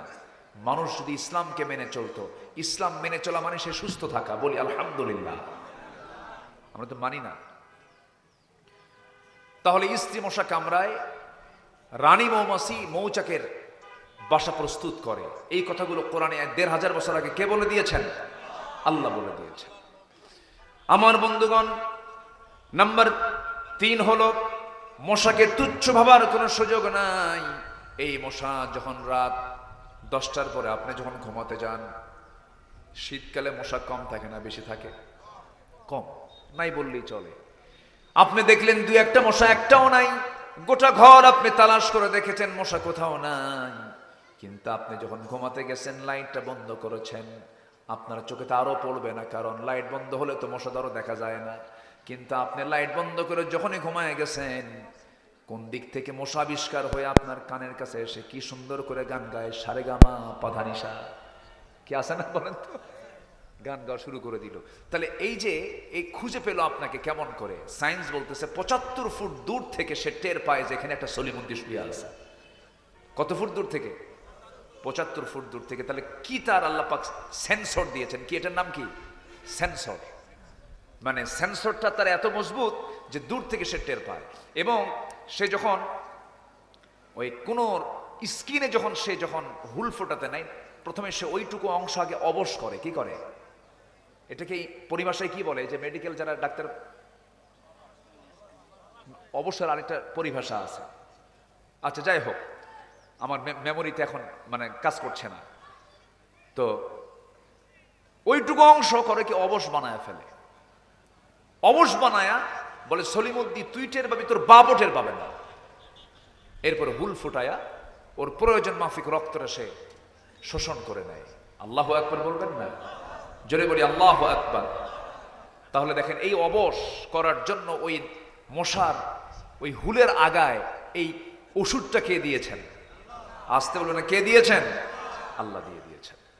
আমার বন্ধুগণ, ওই যে মশা আপনার কানের কাছে এসে ভন ভন করে আওয়াজ করতেছে, এটা কিন্তু তার গানের কোনো আওয়াজ নয়, এটা তার দুই পাখার আওয়াজ। সায়েন্স বলতেছে তার যে পাখা নড়ায়, সে প্রতি সেকেন্ডে মনোযোগ দিয়ে শুনুন, প্রতি সেকেন্ডে সে তার পাখা দুইটা নড়ায়, প্রতি সেকেন্ডে 500 থেকে 600 বার, 500 থেকে 600 বার সে তার পাখা নড়ায়। আজ পর্যন্ত পৃথিবীতে এর চাইতে দ্রুতগামী কোন মেশিন পৃথিবীতে আবিষ্কার হয়নি। তাহলে মশা কি ছোট? মশা ছোট? মাছি এটাও কম না। মাছির চোখ হলো 3টা, দুই দিকে 2টা, সামনে আরেকটা, চতুর্দিকে মুভিং আয়, চতুর্দিকে এরকম করে দেখে সলিমুদ্দি হামলা করলো কিনা। কোথাও যখন সে বসার সঙ্গে সঙ্গে তার দুই পাশে 2টা অ্যান্টিনা আছে, অ্যান্টিনা ছেড়ে দেয়, অ্যান্টিনার সামনে খাড়া করে রাখে। যখন কোনো চাপ, যখন কেউ হামলা করতে নেয়, তখন অ্যান্টিনা সিগন্যাল দেয়, এই হামলা করতে তাড়াতাড়ি ওঠ। আল্লাহু আকবার বলবেন না? তার লাইফ সিকিউরিটি কে দিয়েছেন? আসতে বলবেন না, কে দিয়েছেন? নাম্বার 4 হলো, মশাকে নিয়ে দুর্বল মনে করার কোনো সুযোগ নাই, কারণ এই পৃথিবীতে একজন কাফের মশার কামড় খায়া দুনিয়া থেকে বিদায় নিয়েছে, যার মাথার মধ্যে আল্লাহ পাক ব্রেনের মধ্যে মশা ঢুকাইছিলেন। তার নাম কি? এই তো আল্লাহ কোরআনে যা বলেছেন সব অকাজের না কাজের? অকাজের না কাজের? কাজের বলে দিয়েছেন। সম্মানিত ভাইয়েরা, আরেকটা প্রাণীর নামে সূরা আছে, সেটা হচ্ছে মাকড়সা। মাকড়সার বাড়ি কোথায়? আসতে কয়, মাকড়সার বাড়ি কোথায় বলেন? আমার ঘরে। মাকড়সার বাড়ি কোথায়? আমার ঘরে না? আসতে কয়, কি আমার ঘরে না? আপনার ঘরে না? আমার ঘরে মাকড়সার বাসা। সে বাসাটা সে বানায়, বানাতেও সময় লাগে না, শেষ হতেও সময় লাগে না, শুধুমাত্র একটা ফু মারা দরকার। ফু মারলে কি মাকড়সার বাসা শেষ হয়ে গেল। কিন্তু আপনি কি দেখেছেন, সে মাকড়সা যখন সে বাসাটা বানায়, যদি অল্প সময়ে বানায়, কিন্তু এত সুন্দর করে তার রেখা, এত সুন্দর তার ডিজাইন, এত সুন্দর ডিজাইনের এই জ্ঞান ওই ছোট্ট মাথার মধ্যে কে দিল? আসতে বলবেন না, কে দিয়েছে? আল্লাহ দিয়েছেন। আল্লাহু আকবার, আল্লাহু আকবার। আমার বন্ধুগণ, আল্লাহ রাব্বুল আলামিন এই আনকাবুত নিয়ে কথা বলেছেন, মাসালুল্লাযীনা ইত্তাখাযু মিন দুনিল্লাহি আউলিয়া কামাসালিল আনকাবুত ইত্তাখাযাত বাইতান ওয়া ইন্না আওহানাল বুয়ুতি লাবাইতুল আনকাবুত লাউ কানু ইয়ালামুন। আল্লাহকে ছাড়া যারা অন্য কাউকে যারা মুরব্বী মনে করবে, গার্ডিয়ান মনে করবে, প্রকৃত অভিভাবক মনে করবে, যারা অন্য কাউকে বন্ধু বানাবে, ওলি বানাবে, তাদের দৃষ্টান্ত হলো, আল্লাহ পাক বলছেন, তাদের উপমা হলো, তাদের দৃষ্টান্ত হলো মাকড়সা। কি? মাকড়সা। কেমন করে দেখেন, সায়েন্স আজকে জরিপ করেছে। একটু কানটা আমরা একটু খাড়া করব, মনোযোগ দিয়ে শুনবো। মাকড়সাকে নিয়ে সম্প্রতি জুওলজি ডিপার্টমেন্ট গবেষণা করে দেখেছে, প্রাণীবিদ্যা যারা প্রাণী নিয়ে যারা গবেষণা করেন, জুওলজি বলছে বিশ্বে হাজার হাজার প্রজাতির মাকড়সা রয়েছে, কিছু কিছু প্রজাতি প্রজননের পর তার স্বামীকে হত্যা করে ফেলে। কেমন করে দেখেন, ইন্টারকোর্স যখন হয়ে গেল, পুরুষ মাকড়সা এবং স্ত্রী মাকড়সার যখন যৌন মিলন হয়ে যায়, যৌন মিলন হয়ে যাওয়ার পরে এই মাকড়সার মধ্যে কিছু কিছু আছে ব্ল্যাক উইডো, রেড ব্যাক মাকড়সা, এরকম বিভিন্ন মাকড়সা আছে, বিভিন্ন প্রকারের বিভিন্ন প্রজাতির মাকড়সা আছে। আমার এলাকার এখানকার টিকটিকি আর ঢাকার টিকটিকি দেখতে কিন্তু একটু ভিন্ন রকম। কি ছোট সাইজ বড় সাইজ আছে না, মানে সব হলো গুসাপের মানে বংশধর, ঠিক আছে না? একরকম দেখা যায় না, প্রায় একরকম দেখা যায়। মাকড়সার মধ্যে যদি একরকম দেখা যায়, কিন্তু একরকম না, বিভিন্ন প্রজাতি আছে। এর মধ্যে ম্যাক্সিমাম প্রজাতি মাকড়সার চরিত্র হলো ওরা স্বামী স্ত্রী যখন যৌন মিলনে লিপ্ত হয়ে যায়, যৌন মিলনে লিপ্ত হয়ে যাওয়ার পরে যখন ইন্টারকোর্স কমপ্লিট হয়ে যায়, স্ত্রী মাকড়সার প্রচুর খাদ্যের সংকট তার মধ্যে সৃষ্টি হয়ে যায়, প্রচন্ড ভিটামিন শূন্যতায় ভোগে। এই খাদ্যের ঘাটতি পূরণ করার জন্য স্ত্রী মাকড়সার স্বামী মাকড়সাকে কামড় মেরে মেরে ফেলে, তাকে খেয়ে ফেলে। চিন্তা করছেন আপনি? তাহলে আল্লাহ তাআলা যে বলছেন যারা আল্লাহকে ছাড়া অন্য কাউকে বন্ধু বানাবে তাদের দৃষ্টান্ত হলো মাকড়সা। তাহলে যে সংসারে স্ত্রী তার স্বামীকে হত্যা করে, ওটা কি সুখের সংসার? সুখের সংসার? তাহলে আল্লাহ যে উদাহরণটা দিয়েছেন অকাজে না কাজে, কাজে দিয়েছেন। এরকম অসংখ্য দৃষ্টান্ত আল্লাহ পাক কোরআনে দিয়েছেন। এগুলো শিখবো আমরা কোরআন তেলাওয়াত না করে, না তেলাওয়াত করে? তেলাওয়াত করে। এক নাম্বার কাজ হলো আমরা কোরআন তেলাওয়াত করব। জোরে বলি ইনশাআল্লাহ, আর জোরে বলি ইনশাআল্লাহ। আমার বন্ধুগণ, আল্লাহ রাব্বুল আলামিন এই কিতাবটা দিয়েছেন তেলাওয়াত করার জন্য। তেলাওয়াত করলে পরে লাভ হয়ে যাবে, তেলাওয়াত করবেন না আপনি ঠকে যাবেন। আমার বন্ধুগণ, এই তেলাওয়াতটা না শিখলে পরে, তেলাওয়াতটা না শুনলে পরে ওমর তো আজকে জান্নাতে হতে পারতেন না। ওমরে ফারুক রাসূলের কাছে আগে কি ইসলাম কবুলের জন্য গেছেন না মারার জন্য গেছেন? সবাই ইতিহাস জানেন, কি ইসলাম কবুলের জন্য গিয়েছেন? আবু জাহেল বলতেছে কে আছো, মুহাম্মদ বিন আব্দুল্লাহর কল্লা নিয়ে আসবা। কেউ সাহস পায়নি। সাইয়েদনা ওমর ফারুক গিয়ে বলছেন আমি আনবো, আমি তাকে হত্যা করবো। বাপ দাদার ধর্মে সে চুলকানি মেরেছে। রওনা দিয়েছেন তিনি। কিন্তু রওনা দিলে হবে কি, আমার নবীজি তার আগে রাত্রিতে দোয়া করেছেন, আল্লাহ তুমি আমার কাছে, তোমার কাছে আমার প্রার্থনা, দুই ওমরের যে কোনো একটা ওমরকে তুমি দ্বীনের জন্য কবুল করে নাও। আমর ইবনু হাকাম, আবু জেহেলের অপর নাম কিন্তু এটা। আমার রাসূল যখন এই দোয়াটা করলেন, খাত্তাবের ছিল ওমরের দিলটা ইসলামের জন্য কবুল হয়ে গেছে। ওমরে ফারুক রাসূলকে মারার জন্য যান, রাস্তার মধ্যে তিনি আল্লাহর কালাম শুনতে পান একজন সাহাবীর কণ্ঠে। কোন আয়াতটা শুনতে পান? তাহা মা আনজালনা আলাইকাল কুরআনা লিতাশকা। এই আয়াত যখন শুনলেন, ওমরে ফারুকের দিলটা নরম হতে লাগলো। দিল নরম হলে পরে চোখ দিয়ে পানি পড়ে।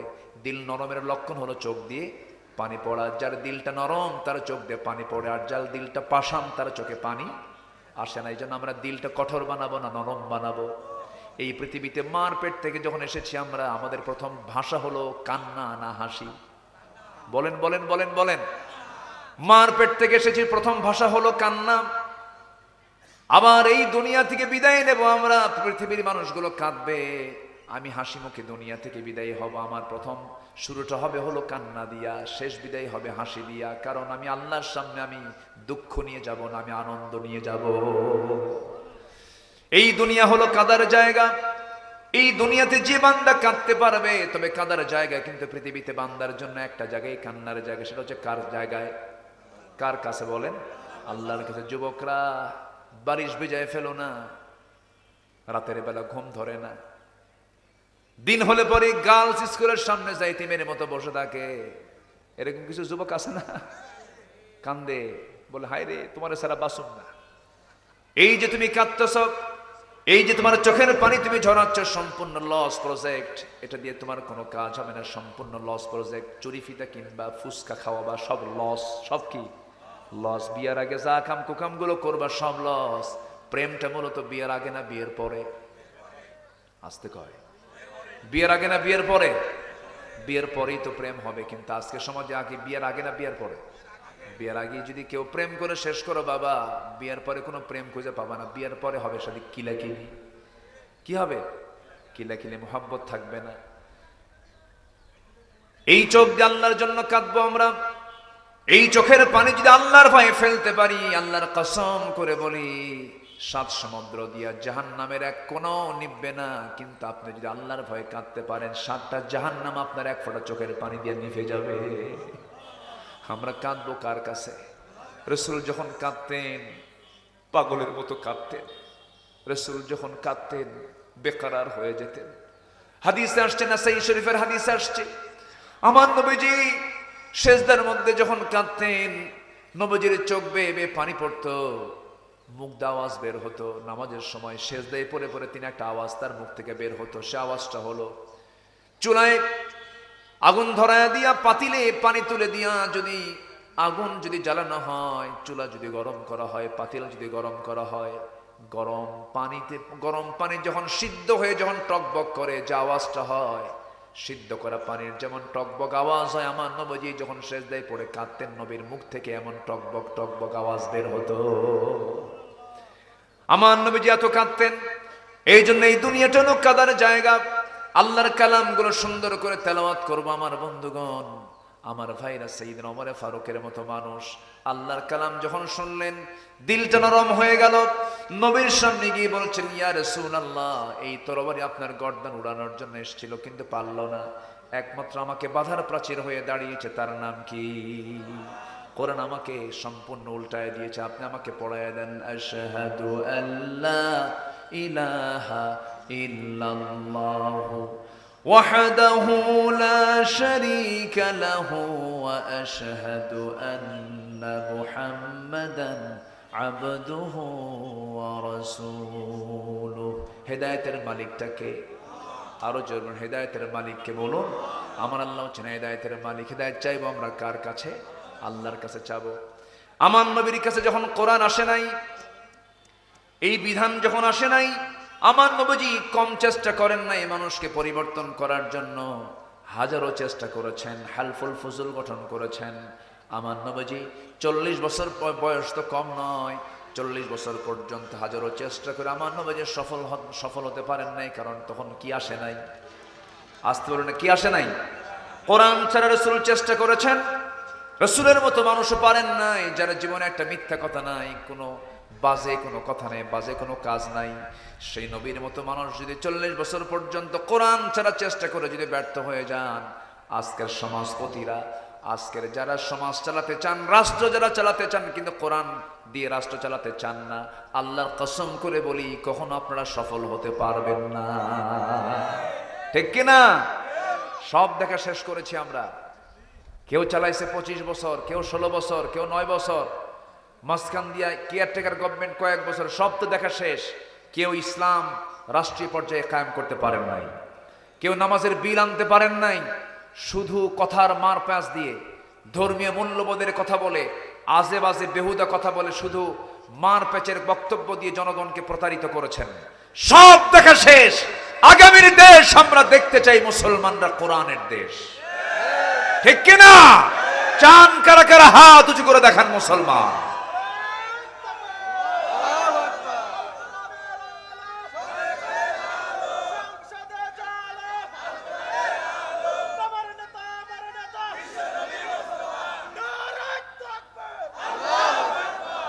আল্লাহ কবুল করুন। জোরে বলে আমিন, আরো জোরে আমিন।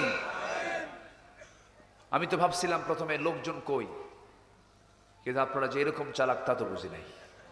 বলি আলহামদুলিল্লাহ। এটা আমার দেশের ট্র্যাডিশন। এটা জুমার আজান হয় 12:30টায়, মুসল্লি হাজির 29 সেকেন্ডে। এটা এই জাতির চরিত্র এটা। অথচ রাসূল বলেছেন, যদি কোনো বান্দা জুমার দিন সবার আগে মসজিদে ঢোকে, যে প্রথম ঢুকবে আল্লাহ পাক তাকে একটা উট কোরবানির সওয়াব দিয়ে দিবেন। কি কোরবানি? একটা উট কোরবানির সওয়াব দিয়ে দেন। তাহলে আজকে যিনি মাহফিলে সবার আগে আসছেন, তার সওয়াব কি কম হওয়ার কথা না বেশি হওয়ার কথা? বেশি হওয়ার কথা। এটাই স্বাভাবিক। অঙ্ক তো ওই অঙ্ক মিলাইলেই তো এই অঙ্ক মিলানো যায়। ভালো কাজে আমরা আগাবো। জোরে বলি ইনশাআল্লাহ। ভালো কাজে সবার আগে উপস্থিত হব, আর মন্দ কাজে সবার দূরে থাকবো, সবার দূরে থাকবো, ওই দিকে যাব না। সম্মানিত ভাইরা, আমি খুবই আনন্দিত আজকে এই মাদ্রাসায় আমি এসে। আমি খুব অভিভূত হয়েছে। খুব সুন্দর বিশেষ করে আব্দুল কুদ্দুস ভাই কোথায়? আব্দুল কুদ্দুস ভাই যিনি মুহতামিম, নিচের দিকে খুব ব্যস্ত, আজকে তো ব্যস্ততার সময় মাহফিল।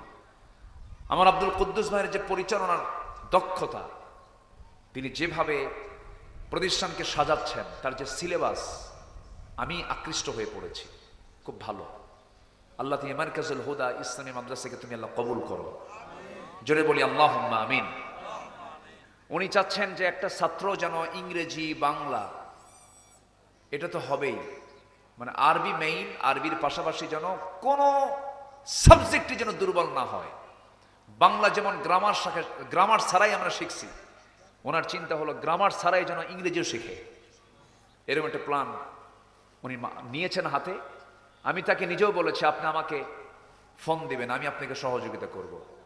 আমি এই কথাটা বলছি যে আমি আপনার বুদ্ধি দিয়ে, বিভিন্ন পরামর্শ দিয়ে আমি আপনাকে সহযোগিতা করব। আল্লাহ তুমি এই প্রতিষ্ঠানকে তুমি আল্লাহ দ্বীনের জন্য কবুল করে নাও, এই এলাকার মার্কাজ বানায় দাও। মাদ্রাসার নামও মার্কাজ, মার্কাজ মানে হলো সেন্টার, মারকাজুল হুদা। আল্লাহ তুমি এই এলাকার দ্বীনের মার্কাজ বানায় দাও, জোরে বলি আল্লাহুম্মা আমিন। জি সম্মানিত ভাইয়েরা, সম্মানিত বন্ধুগণ, তাহলে কয় কাজে লস নাই বলেন তো? ব্যবসার কয় কাজে লস নাই? 3 কাজ চলতেছে। কয় নাম্বার? 1 নাম্বার। আরো আছে কয়টা? 2টা। মনোযোগ আছে তো সবার? বলি আলহামদুলিল্লাহ। জি আমার বন্ধুগণ, নাম্বার 1 আমরা শুনলাম, আল্লাহর কালাম যারা তেলাওয়াত করবে তাদের কোনো লস নাই, বরং আরেক জায়গায় বলছেন ইন্নামাল মুমিনুনাল্লাযীনা ওয়া ইযা তুলিয়াত আলাইহিম আয়াতুহু যাদাতুহুম ঈমানান ওয়া আলা রাব্বিহিম ইয়াতাওয়াক্কালুন। যখন কোন বান্দার সামনে ইন্নামাল মুমিনুনাল্লাযীনা ইযা যুকিরাল্লাহ, যখন আল্লাহর জিকির করা হয় তখন তার দিলের মধ্যে আল্লাহর ভয় জাগ্রত হয়ে যায়। যখন তার সামনে কোরআন তেলাওয়াত করা হয়, কোরআন তেলাওয়াত করার সঙ্গে সঙ্গে তার ঈমান যদি দুর্বল থাকে, ঈমানটার সঙ্গে সঙ্গে দ্রুত গতিতে তার ঈমানটা তাজা হয়ে যায়, ঈমানটা তার মজবুত হয়ে যায়। জোরে বলি সুবহানাল্লাহ। যাদাতহুম ঈমানা, ঈমানটা তার বৃদ্ধি পেয়ে যায়। জোরে বলি আল্লাহু আকবার। তাহলে ঈমান বৃদ্ধির চার্জার কি বলেন তো? ঈমান বৃদ্ধির চার্জার কি? কোরআন। কোরআন আছে বলেই তো আমরা আল্লাহকে চিনতে পেরেছি, কোরআন আছে বলেই তো আমরা আখিরাতকে বিশ্বাস করতে পেরেছি, কোরআন আছে বলেই তো আমরা রাসূলকে চিনতে পেরেছি। রাসূলকে যদি কেউ চিনতে চান, দেখতে চান, কোরআন নামক আয়নায় চোখ রাখেন, রাসূলকে এখানে সরাসরি দেখা যায়। জোরে বলি সুবহানাল্লাহ। রাসূল ছিলেন কোরআনের বাস্তব রূপ, কোরআনের বাস্তব রূপ ছিলেন, প্র্যাকটিক্যাল রূপ ছিলেন মুহাম্মদ সাল্লাল্লাহু আলাইহি ওয়াসাল্লাম। সাইয়েদনা ওমর কি ছিলেন, কি হয়ে গেলেন? আমার নবীজি যে সমাজে জন্ম নিয়েছিলেন সেই সমাজের মানুষ কি ভালো ছিল? আজ থেকে ভালো ছিল? নিজের মাকে বিয়ে করত, নাউজুবিল্লাহ বলবেন না, নিজের মাকে বিয়ে করত। মা অর্থাৎ সৎ মা, বাপ একজন মহিলাকে বিয়ে করেছেন, সন্তানের কাছে সে হলো মা। বাপ ওই মাকে তালাক দিয়েছে, পরের দিন ছেলে ওই মাকে বিয়ে করে নিয়ে বাড়িতে চলে আসছে। এত অসভ্য বর্বর একটা জাতি ছিল হলো কুরাইশরা। সে আরবের জাহেলি যুগের মানুষগুলো এত নোংরা ছিল, সামান্য কিছুকে কেন্দ্র করে যুগের পরে যুগ তারা যুদ্ধ লেগে রাখত। সুদ ছিল যাদের সবচাইতে সামাজিক বড় ব্যাধি, সুদ ছাড়া কিছু বুঝতো না ওরা। খুন ছিল নিত্য নৈমিত্তিক ব্যাপার। এরপরে ভাঙ্গা পাতিলকে কেন্দ্র করে যুগের পরে যুগ তারা যুদ্ধ লাগায় রাখত। মেয়ের সন্তান জন্ম নিল কেন? এটাই অপরাধ। বিআইয়ি যামবিন কুতিলাত মুসাওয়াদান ওয়া হুয়া কাযীম, চেহারা কালো কুসকুসে হয়ে যেত মেয়ের সন্তান হলে পরে, জীবন্ত পুঁতে হত্যা করত। এত অসভ্য একটা সমাজকে রাসূল চেঞ্জ করে আনলেন। সেখান থেকে বের করলেন সাইয়েদনা আবু বকর, ওমর, ওসমান, আলী রাদিয়াল্লাহু আনহুম। এই সমস্ত সাহাবাদেরকে তিনি নিয়ে আসলেন সেই সমাজ থেকে বের করে, কোনো জাদু মন্ত্র দিয়ে নয়। কি দিয়া? আসতে বলবেন না, কি দিয়া? সেই কোরআন দিকে আজকের সমাজ পরিবর্তন করা সম্ভব না? যারা বলেন কোরআনের সাথে রাজনীতির কোনো সম্পর্ক নাই, কোরআনের সাথে রাষ্ট্রের কোনো সম্পর্ক নাই, কোরআনের সাথে দেশ সমাজ রাষ্ট্রের কোনো সম্পর্ক নাই, রাজনীতির সম্পর্ক নাই, উনি মানসিক রোগী। আসতে কোন কেন? জি ঠিক কিনা? উনি মানসিক রোগী হয়তো এইভাবে কথা বলেছেন, উনি হয়তো মস্তিষ্ক ওনার ওলট পালট হয়ে গেছে। যে বলবে ইসলামে রাষ্ট্রনীতি নেই, রাষ্ট্রনীতি মানে কি? রাজনীতি মানে কি? রাষ্ট্রনীতি, রাষ্ট্র নিয়ে যে কথা বলে, যে বলবে ইসলামের সাথে রাষ্ট্রের কোনো সম্পর্ক নেই, নতুন করে তার ঈমান নবায়ন করা দরকার, ঈমান আনা দরকার। এগুলো বাজে কথা। বসে বসে পড়ো না? জি দেব, হ্যাঁ আপনি বসেন। ও বাড়ি চলে যাবেন? নগদ নগদ জিকির করি লা ইলাহা, আরো জোরে লা ইলাহা সুবহানাল্লাহ ওয়ালহামদুলিল্লাহ, আরো জোরে লা ইলাহা, আরো জোরে লা ইলাহা সুবহানাল্লাহ ওয়ালহামদুলিল্লাহ, আরো জোরে লা ইলাহা ইল্লাল্লাহ, লা ইলাহা সুবহানাল্লাহ ওয়ালহামদুলিল্লাহ। পড়ে বসো। আরো জোরে লা ইলাহা, লা ইলাহা ইল্লাল্লাহ মুহাম্মাদুর রাসূলুল্লাহ সাল্লাল্লাহু আলাইহি ওয়াসাল্লাম। সম্মানিত ভাইয়েরা, এই প্রতিবন্ধী মানুষগুলোর প্রতি আমরা দয়াদ্র হব। জোরে বলি ইনশাআল্লাহ। অনেক পরিবারে এগুলো আছে না? বলেন আছে। কখনো বাপ মা রাগ করবেন না, এগুলো আল্লাহর ফয়সালা। কার ফয়সালা?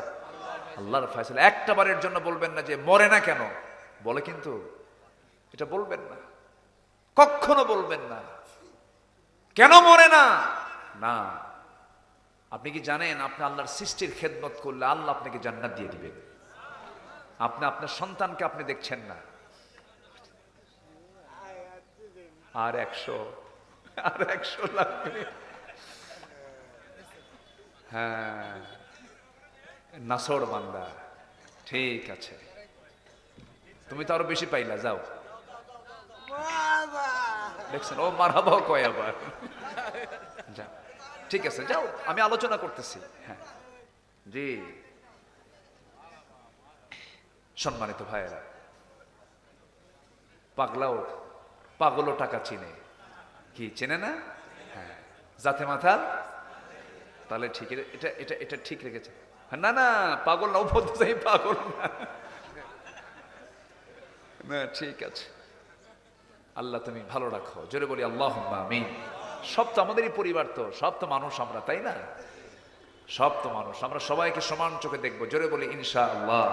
দেখছেন লোক মামারি দিয়েই গেল, কিন্তু আমি কিন্তু পাগল না, ঠিক আছে? ও কিন্তু সিগন্যাল দিয়ে গেল, জি আল্লাহ তুমি তাকে সুস্থ করে দাও। জোরে বলি আমিন।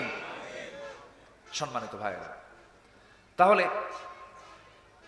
আমার নবীজির ওই সমাজের মানুষগুলো এত নোংরা ছিল, সেই নোংরা সমাজকে আল্লাহ রসুল সুন্দর সমাজ বানালেন। কিচ্ছু দিয়ে নয়, কোরআন তেলাওয়াত দিয়ে। কি দিয়ে? কোরআন তেলাওয়াত দিয়ে তাদের তেলাওয়াত শিখালেন। কোরআনের সমাজ, রাষ্ট্র তিনি গড়ে তুললেন। আমার বন্ধুগণ, জোরে বলে সুবহানাল্লাহ। সেই অসভ্য সমাজ কি সভ্য সমাজের রূপ দিলেন, বাস্তবতায় নিয়ে আসলেন। এই যে সুন্দর সোনালী সমাজ গড়ে তুলেন, একমাত্র কারণ হলো সেই সমাজে চালু করে দিয়েছিলেন কি? বলেন, কি চালু করেছিলেন? শিক্ষায় কোরআন, সমাজে কোরআন, রাষ্ট্রে কোরআন, বিচারে কোরআন, প্রত্যেকটা জায়গায় কোরআন দিয়ে যখন রাসূল চালু করেছেন সমাজ ব্যবস্থা, সব জান্নাতের টুকরা হয়ে গেছে। জোরে বলি আল্লাহু আকবার। আমরা কি চাই না এই কোরআনের সঙ্গে আমরা সম্পর্ক রাখবো? সবাই সম্পর্ক রাখবো। জোরে বলি ইনশাআল্লাহ। কোরআন হোক আমাদের জীবন চলার পথ, এক জায়গায় না সব জায়গায়, এক জায়গায় না সব জায়গায়। আল্লাহ রাব্বুল আলামিন কবুল করুন। সন্তান নিজে আলেম হতে পারেন নাই, মাদ্রাসায় দিয়ে দিবেন, চোখ বন্ধ করে হাফেজ হবে। আপনার সন্তান যদি হাফেজ হয়, পৃথিবীর সবচাইতে বড় ডিগ্রি হচ্ছে হাফেজ হওয়া। আমি আমার ভাষায় বলছি, আমি যতটুকু ভাঙ্গাচোরা গবেষণা করেছি, যেই নাগরিক হাফেজ হতে পেরেছে আমার দেশে, আমি তো মনে করি তাদেরকে ক্রিকেটারের চেয়ে বড় পুরস্কার দেওয়া দরকার। একটা ক্রিকেটারের পেছনে কোটি কোটি টাকা খরচ করে গভর্নমেন্ট, আর একটা হাফেজ, আমার দেশের মানসম্পন্ন হাফেজ সব। আমার দেশের হাফেজের তেলাওয়াত শুনে মক্কার ইমামরা কান্দে। মক্কার ইমামরা কি কান্দে, এত সুন্দর তেলাওয়াত। সেই হাফেজদের মূল্যায়ন কিন্তু নাই। হাফেজদের কিন্তু সেই মানে যে গুরুত্ব, এটা কিন্তু সমাজে আমাদের মধ্যে খুবই কম। এখানে মাদ্রাসা করা হয়েছে, মাদ্রাসার জন্য 3টা দোয়া আমি চাই, 3টা কাজ আমি চাই। নাম্বার 1, দোয়া করবেন। কি করবেন? জোরে বলেন, কি করবেন? দোয়া। নাম্বার 2 হচ্ছে নিজের সন্তানকে মাদ্রাসায় দিবেন। সন্তান মাদ্রাসায় দিয়ে গর্ব করবেন, নিজেকে ভাববেন যে আমি একজন গর্বিত পিতা, আমি আমার সন্তানকে দ্বীনি শিক্ষা, ইসলাম শিক্ষা শেখাচ্ছি। আল্লাহু আকবার বলেন। গর্ব করবেন, এটা গর্ব আপনার, এটা আপনার প্রাউড যে আপনি হাফেজের বাপ হতে পেরেছেন, গর্বিত পিতা আপনি। আল্লাহু আকবার বলেন। রিজিক শুধু হাজার হাজার কোটি টাকার মালিক হলে রিজিক হয় না, রিজিকের জন্য বরকত লাগে। কি লাগে? বরকত। যে বাড়িতে কোরআন থাকে, যে দেহে কোরআন থাকে, যে সমাজে কোরআন থাকে, সেই সমাজটা, সেই দেহটা, সেই ঘরটা বরকতময় হয়ে যায়। আল্লাহু আকবার বলেন। আমরা কোরআন দিয়ে সব সাজাবো, জোরে বলি ইনশাআল্লাহ। নাম্বার 2 হচ্ছে ওয়াকামুস সালাহ, যারা নামাজ কায়েম করবে। সবাই কি নামাজ পড়েন? নামাজ কায়েম আগে না নামাজ আদায় আগে? নামাজ তো আগে আদায় দরকার। নামাজ নিজে পড়ি না, আমি কায়েমের সংগ্রাম করবো কেমনে? তো নামাজ 5 ওয়াক্ত পড়বেন। কারা কারা একটু হাত তুলে দেখেন তো দেখি। জোরে বলি ইয়া আল্লাহ, আরো জোরে ইয়া আল্লাহ। আমাদেরকে 5 ওয়াক্ত সালাত আদায় করার তৌফিক তুমি আল্লাহ দিয়া দাও। জোরে বলি আমিন, আরো জোরে আমিন। হাত নামান। সম্মানিত ভাইয়েরা, আজান 2-4-5 মিনিটের মধ্যে কিছু জায়গায় আজান হয়ে গেছে। আজান শুরু হবে যখন তখন। আমি সব এই তো শুরু হয়েছে না আজান? আজান শুরু হয়ে গেছে, আওয়াজ শোনা যাচ্ছে। হ্যাঁ, না ঠিক আছে, আলহামদুলিল্লাহ। আমরা তো উঠেছি আলোচনায়, সমস্যা নেই, মাশাআল্লাহ। সম্মানিত ভাইয়েরা, যারা বসেছেন থাকবেন শেষ পর্যন্ত। নামাজ এখানেই হবে। কি বলেন? আসতে বলে। নামাজ এখানে জায়েজ নাই, নামাজ পড়া এখানে জায়েজ নাই। মসজিদের যে সওয়াব পাবেন এখানেও সেই সওয়াবই পাবেন, জামাত যদি হয়। আলহামদুলিল্লাহ বলেন। 5 ওয়াক্ত নামাজ পড়বেন। কারা কারা একটু হাত তুলে দেখেন দেখি। 5 ওয়াক্ত নামাজ। হ্যাঁ, জোরে বলি ইয়া আল্লাহ। আমাদেরকে 5 ওয়াক্ত সালাত আদায় করার তৌফিক তুমি আল্লাহ দিয়া দাও। জোরে বলি আমিন, আরো জোরে আমিন, আরো জোরে আমিন। হাত নামান। কষ্ট দিয়ে ফেললাম। নামাজ পড়লে জাহান্নাম থেকে বাঁচা যাবে। নামাজ না পড়ে জাহান্নাম থেকে বাঁচার কোনো সুযোগ ওঠে কেন? এই যে উঠতেছেন কেন আপনি? আমি তো উঠতে বলিনি। বসেন, একটু বসেন। আমরা দোয়া করব, এরপরে নামাজ হবে। দোয়া ছাড়া চলে যাবেন আপনি? দোয়া হচ্ছে আমাদের মাহফিলের অনুষ্ঠানের শেষ পর্ব হচ্ছে দোয়া। এই দোয়া থেকে যিনি মাহরুম হবেন, আমি মনে করি তো তার আব্বা আম্মার প্রতি তো তার একটু মনে হয় মহব্বত কম। এই দোয়া থেকে আব্বা আম্মার জন্য দোয়া হবে না? রব্বির হামহুমা কামা রব্বায়ানি সাগীরা। এই দোয়া থেকে মাহরুম হবেন কেন? বসেন, একটা লোকও নড়বেন না। সম্মানিত ভাইয়েরা, এই মাহফিলটা প্রত্যেক বছরই চলছে, 5 বছর যাবত। বলি আলহামদুলিল্লাহ। এই মাহফিলটা চলুক, এই মাদ্রাসা চলুক, সবাই চান না ইনশাআল্লাহ? তা আমি একটু সবার কাছে একটু আরজ রাখবো, যারা আসছেন, বিশেষ করে যারা আসছেন। আমি আসার সময় দেখি ওই মাদ্রাসায় ঢুকেছিলাম, একতলা ছাদ হয়ে গেছে, দোতলা ছাদ তারা করবেন। সেখানে 174 বস্তা সিমেন্ট লাগবে। এটা একটা বড় একটা খরচ। কিছু রড লাগবে, বালু লাগবে। কলমটাও রেডি আছে, শুধু ছাদটা হয়ে গেলেই তারা খুশি আপাতত। তো আমি এখানে যারা আসছেন, এখানে যে মৎস্য ব্যবসায়ী আছেন, বিশেষ বিশেষ ব্যক্তিরা আছেন, তো যদি কেউ কিছু দিতে চান, বিশেষ দানটা আপনারা করবেন। আর এর মাঝে আপনাদের মাঝে কিছু চাদর ব্যাগ যাবে। চাদর ব্যাগে আমরা যে যা পারি, আমরা মানে ভাঙ্গাচুরা যে যা পারি, কেউ কম দেব না, একটু দেওয়া মানসম্মত দেওয়ার চেষ্টা করব। ব্যাগ যাচ্ছে, আমরা সবাই দেব ইনশাআল্লাহ। জিকির করি সুবহানাল্লাহ ওয়ালহামদুলিল্লাহ